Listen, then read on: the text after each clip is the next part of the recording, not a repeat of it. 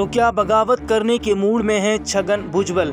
जहां नहीं चैना वहां नहीं रहना के बाद दिए ये बयान। दरअसल राष्ट्रवादी कांग्रेस पार्टी के वरिष्ठ नेता छगन भुजबल ने पार्टी अध्यक्ष अजीत पवार पर नए कैबिनेट में उन्हें शामिल नहीं किए जाने को लेकर इशारों में हमला किया। भुजबल ने दावा किया कि महाराष्ट्र के मुख्यमंत्री देवेंद्र फडणवीस उन्हें कैबिनेट में शामिल किए जाने के पक्ष में थे।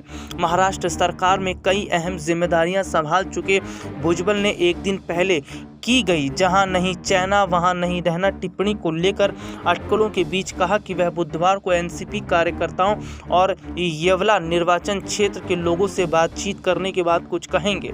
कद्दावर ओबीसी नेता ने यह भी कहा कि वह मंत्री नहीं बनाए जाने से निराश हैं, लेकिन अपने साथ किए गए व्यवहार से अपमानित महसूस कर रहे हैं। भुजबल ने नासिक में दावा किया कि उन्हें मई में लोकसभा चुनाव लड़ने के लिए कहा गया था, लेकिन उनका नाम कभी तय भी नहीं हुआ। येवला सीट से विधानसभा चुनाव जीतने के कुछ हफ्ते बाद भुजबल ने कहा, हाल ही में उन्हें राज्यसभा सीट देने की बात कही गई थी। उन्होंने कहा, मैंने नासिक से लोकसभा चुनाव लड़ने का सुझाव मान लिया था। जब मैं इस साल की शुरुआत में राज्यसभा में जाना चाहता था तो मुझे विधानसभा चुनाव लड़ने के लिए कहा गया। मुझे 8 दिन पहले राज्यसभा सीट की पेशकश की गई थी, जिसे मैंने अस्वीकार कर दिया। भुजबल ने पूछा, उन्होंने तब मेरी बात नहीं सुनी? राज्यसभा सीट दे रहे हैं, क्या मैं आपके हाथों का खिलौना हूं? क्या आपको लगता है कि जब भी आप मुझे कहेंगे मैं खड़ा हो जाऊंगा, जब भी आप कहेंगे मैं बैठ जाऊंगा और चुनाव लड़ूंगा? अगर मैं इस्तीफा दे दूं तो मेरे निर्वाचन क्षेत्र के लोग क्या महसूस करेंगे? मैं इस बात की पुष्टि करता हूं कि फडणवीस मुझे कैबिनेट में शामिल करना चाहते थे।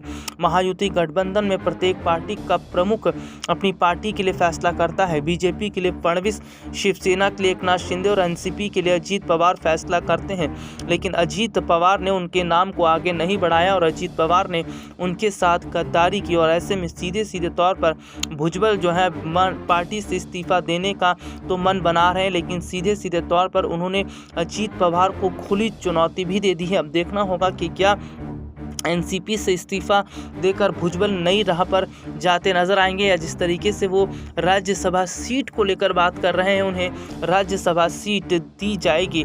हालांकि बहुत सोच समझकर जो है मंत्री पद के लिए विधायकों का नाम दिया गया है, और ऐसे में महायुति के अंदर बवाल देखने को ही मिल रहा है, क्योंकि शिंदे के हाथ कुछ नहीं लगा और अजीत पवार को भी कोई ज़्यादा सफलता नहीं इस मंत्री पद में मिलती नजर आ रही है।